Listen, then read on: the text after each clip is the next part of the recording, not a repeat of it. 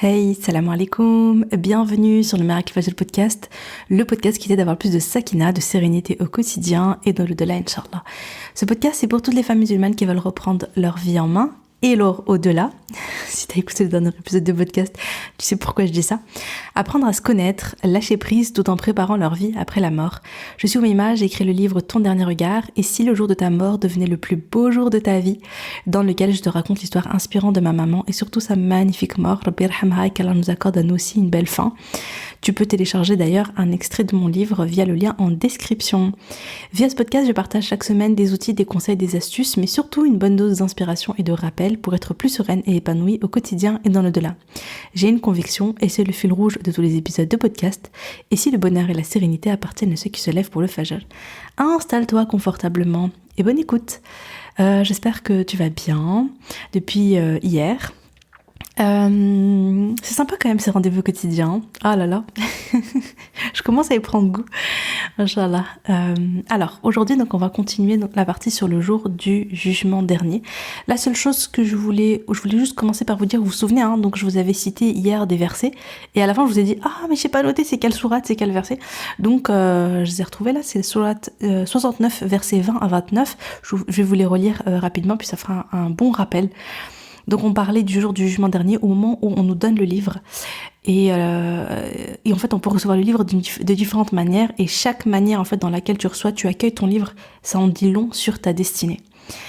Donc je vous disais, donc je lis le verset. Quant à celui à qui on aura remis le livre en sa main droite, il dira « Tenez, lisez mon livre, j'étais sûr d'y trouver mon compte. » Il jouira d'une vie agréable dans un jardin haut placé dont les fruits sont à portée de la main.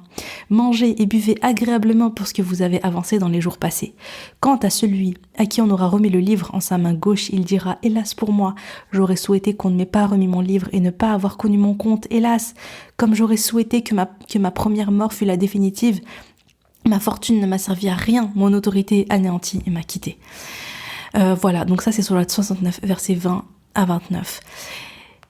Et donc, vous savez que le jour du jugement dernier, donc tout le monde est jugé, c'est-à-dire on te tend le livre, ensuite la balance avec les œuvres, etc. Et on avait vu, celui qui a fait un atome de bien, il le verra, et celui qui a fait un atome de mal, le verra. Donc ça veut dire que ne néglige pas tout le bien que tu peux faire, même si ça semble petit, mais fais-le quand même. Dès que tu as l'opportunité de faire un bien, fais le bien, d'une part.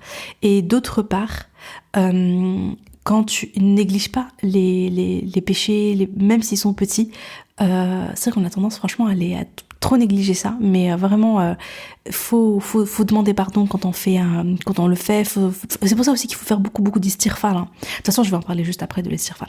Mais je voulais vous dire, donc voilà, tout le monde est jugé, la balance, on pèse, etc. Tu vois, c'est un gros, c'est un moment, c'est le moment décisif en fait de notre vie dans l'au-delà, parce que c'est ça qui va, conditionner tout le reste, donc c'est hyper important.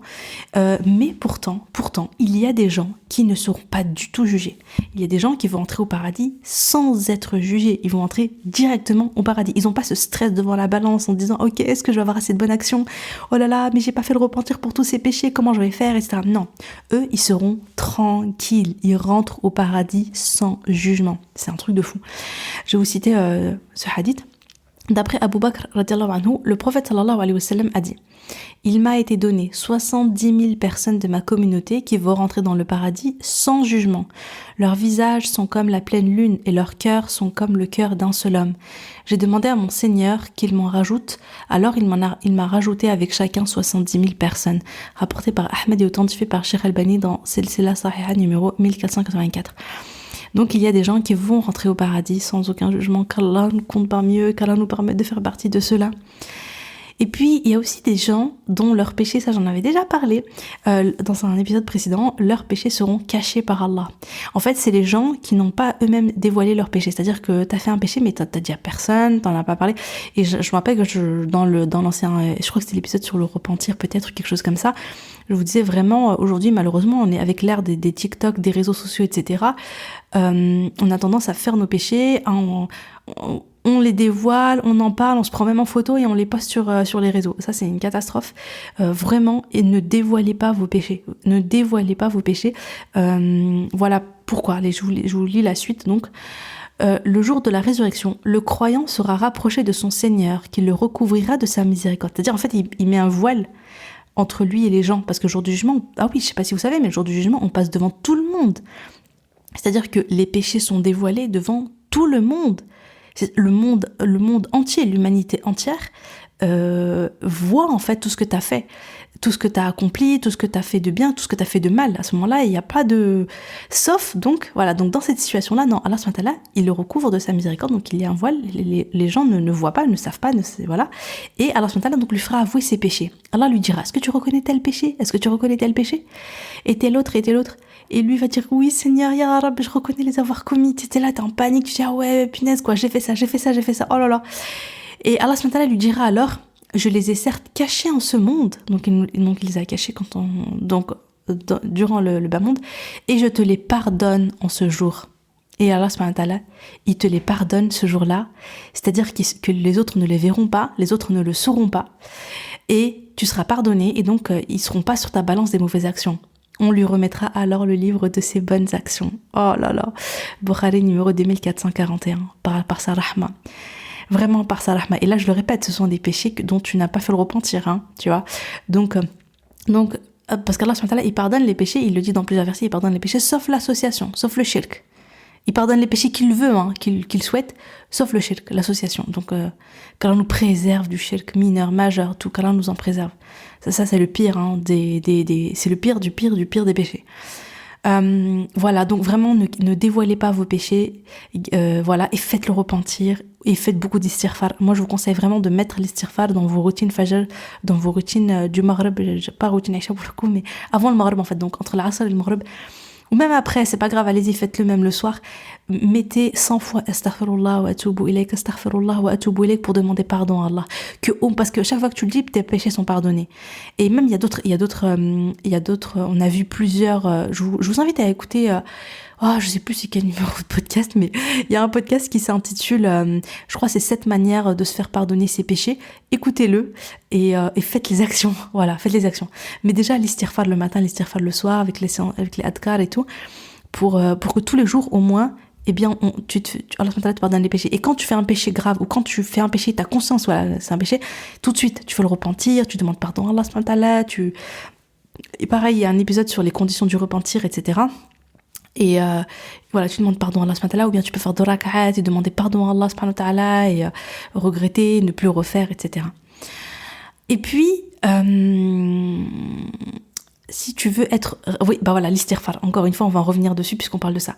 Si tu veux être heureuse du contenu de ton livre, si tu veux faire partie de la personne, tu vois, qui reçoit le livre de la main droite et qui est trop contente et qui dit « Ouais, je vais aller montrer à ma famille, regardez, lisez, voilà, tout le bien que j'ai fait, alhamdoulilah, tu vois. » T'es tellement heureuse, tu sais que c'est la meilleure nouvelle qu'on puisse jamais te donner. Eh bien, écoutez ces hadiths. D'après Zubayr ibn al-Awam, le prophète sallallahu alayhi wa sallam a dit: celui qui aime être réjoui par son registre, donc celui qui veut être heureux du contenu de son livre, qu'est-ce qu'il a dit?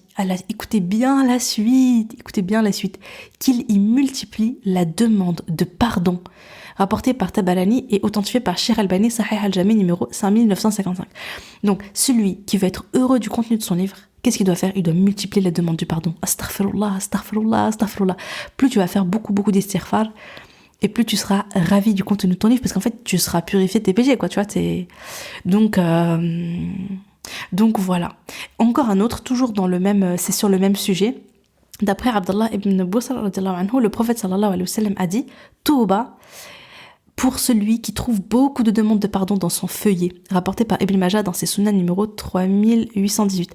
Et Touba, c'est quoi? C'est le nom d'un arbre dans le paradis, c'est le nom d'un arbre dans le paradis. C'est-à-dire qu'en fait, le prophète sallam il dit Touba, c'est-à-dire comment dire, en gros, il cite en fait le nom de l'arbre pour dire, en fait je pense que c'est une manière, j'ai peur de dire une bêtise, mais je pense que c'est une manière différente de dire qu'Allah t'accorde cet arbre, en fait que t'ailles au paradis, quoi, pour celui qui trouve beaucoup de demandes de pardon dans son feuillet. Bon, en grosso modo, ça veut dire que c'est bien de beaucoup répéter ça.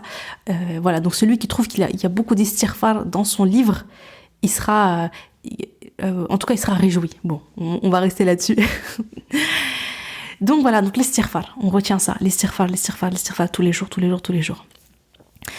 Et puis, un hadith qui est très important sur le jour du jugement, et qui est vraiment intéressant, D'après Abu Huraira radiallahu anhu, le prophète sallallahu alayhi wa sallam a dit: celui qui soulage un croyant d'un souci parmi les soucis de l'ici-bas, Allah subhanahu wa ta'ala le soulage d'un souci parmi les soucis du jour du jugement dernier. Celui qui accorde une facilité à son débiteur, c'est-à-dire quelqu'un il te doit de l'argent et toi tu lui facilites, peut-être que tu lui pardonnes, tu dis allez c'est bon, je t'annule ta dette, ou bien il devait te le rendre en 1 an, tu lui dis bah vas-y, tu me le rends en 5 ans, c'est pas grave, enfin, en tout cas tu facilites à ton débiteur. Allah lui facilite dans l'ici-bas et dans l'au-delà. Alors il te facilite ici, des épreuves, des choses qui devaient arriver, Allah il te facilite, et il te facilite dans ta vie, dans l'au-delà. Celui qui couvre un croyant, c'est-à-dire il couvre ses défauts, ou bien il couvre ses péchés, yistar, tu vois, c'est-à-dire que voilà, il a un défaut, ou bien tu l'as vu avoir un mauvais comportement, tu l'as vu je sais pas, faire quelque chose de mal, faire un péché, etc.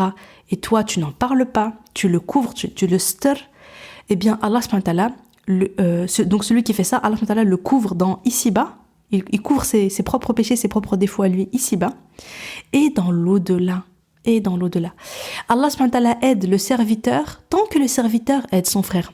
Chaque fois que tu soutiens quelqu'un, chaque fois que tu aides quelqu'un, etc., eh bien Allah subhanahu wa ta'ala il est là pour toi, il t'aide, il te soutient. Celui qui emprunte un chemin par lequel il recherche une science, donc il va apprendre sa religion, il va apprendre le Coran, il va dans des assises de rappel, etc., etc. Allah subhanahu wa ta'ala lui facilite par cela un chemin vers le paradis. Allah, il facilite un chemin vers le paradis, c'est incroyable. Rapporté par Muslim dans Sahih numéro 2699.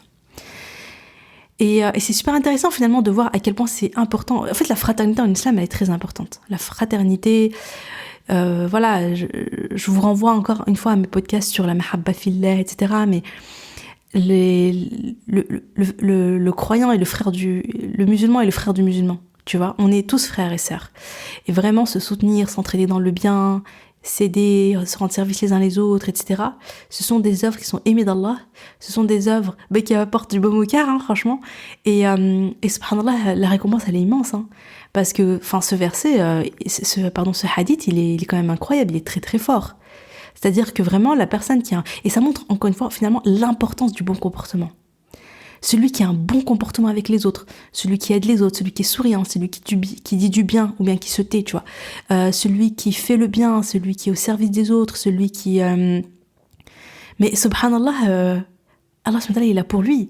Et Allah subhanahu wa ta'ala, il est là pour lui ici-bas et dans l'au-delà. Moi, je pense à une sœur. De toute façon, je l'ai beaucoup vue pendant la maladie de ma maman, pendant à sa mort, etc.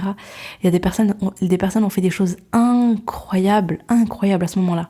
C'était dingue. Je pense surtout à une sœur qui était jeune. Et je me rappelle, elle avait des enfants en plus en bas âge. Et je me rappelle franchement ce qu'elle a fait pour moi.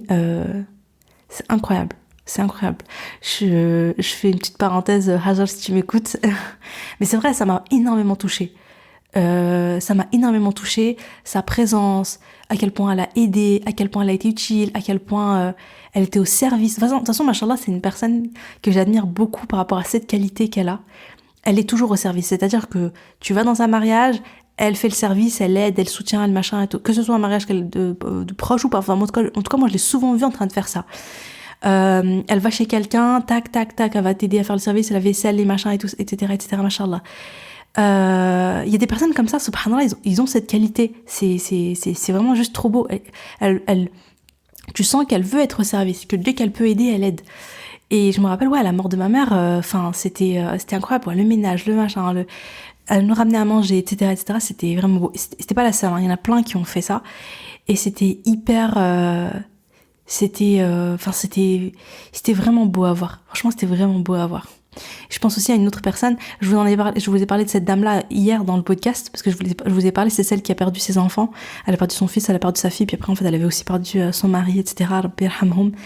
Et qu'Allah les réunisse au paradis. Mais cette dame, elle me touche énormément, parce que moi, je me rappelle, c'était une amie d'Oumi.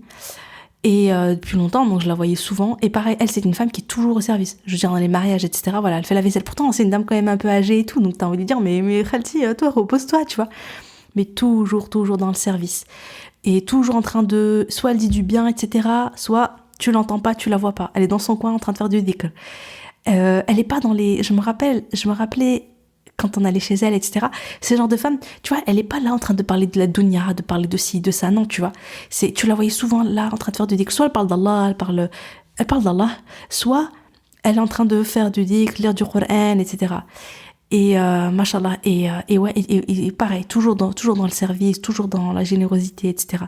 Donc en fait, franchement, vraiment, qu'Allah nous permette de faire partie de ces gens-là. Ceux qui font du bien autour d'eux, ceux qui sont, finalement, tu vois, ils sont un peu discrets et tout, mais en fait, ils sont graves au service, etc. Moi, personnellement, je vais à un mariage et tout, franchement, je pose les pieds, je suis là comme ça, je fais rien, tu vois. Et enfin, voilà, franchement, qu'Allah me pardonne, je suis pas très active, je suis pas la femme, comment dire en arabe, hadga et tout, tu sais, qui bouge, qui fait ça. Il y en a, franchement, machallah, elles m'impressionnent. Elles viennent, tac, tac, tac, elles sont à fond, elles te font du meloui, du machin, je sais pas, tu vois, elles font le ménage, tiens, elles sont hyper actives, que ce soit chez elles ou chez les autres. Et moi, j'ai pas du tout cette qualité-là, ni chez moi, ni chez les autres. Qu'Allah me pardonne, qu'Allah me permette de changer ça. Mais je trouve ça vraiment, c'est vraiment beau et c'est une qualité qu'Allah il aime. Donc c'est vraiment quelque chose sur lequel il faut se pencher. Hein. Et vraiment, hein, l'adoration, c'est pas juste lire le Coran et les prières, etc. L'adoration, c'est aussi ça, c'est aussi dans le bon comportement. Et attention de ne pas faire de mal aux autres avec son comportement, avec sa langue, etc. Attention à ça. Attention à ça. Voilà, on va aller. Bah, quelle heure il est là? Je sais pas ça fait combien de temps que j'enregistre l'épisode, mais la balance, parce que là on va parler de la balance. Je pense qu'on va arrêter ici l'épisode de podcast. En plus, moi il faut que j'aille chercher ma petite choupette. Je vais arrêter ici l'épisode de podcast, Inch'Allah, et puis on va continuer, Inch'Allah, sur la balance des bonnes actions, etc., etc. Enfin, le moment de la balance, en fait, le moment où on va peser nos œuvres, Inch'Allah. Bien, bon bah écoutez, j'espère que l'épisode vous a plu. Je crois qu'il a été un peu plus court que les autres, je sais pas trop. je sais pas à quelle heure j'ai commencé. En tout cas, merci de m'avoir écouté jusque là et je vous dis à demain pour notre petit rendez-vous. Salam alaikum.